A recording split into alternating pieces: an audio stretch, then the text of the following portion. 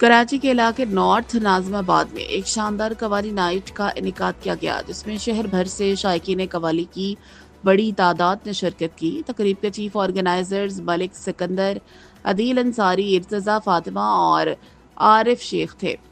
Programme में मेहमान खसूसी के तौर पर खानजादी मारूफ मॉडल फिरयाल खान समेत मुख्तलिफ शुबा ज़िंदगी से ताल्लुक़ रखने वाली नुमाया शख्सियात ने शिरकत की। इस तकरीब में मशहूर कवालों ने अपने फ़न का शानदार मुजाहिरा किया, जिस पर हाज़रीन झूम उठे। कवाली नाइट ने अपनी कामयाबी के तमाम साबिका रिकॉर्ड तोड़ते हुए कराची की तारीख की यादगार महफिल का दर्जा हासिल कर लिया। शुरका ने इस प्रोग्राम को न सिर्फ सकाफती हम आहंगी और मौसीकी से मोहब्बत की बेहतरीन मिसाल करार दिया, बल्कि आइंदा भी इस तरह की तकरीबात के इनेकाद की ख्वाहिश जाहिर की।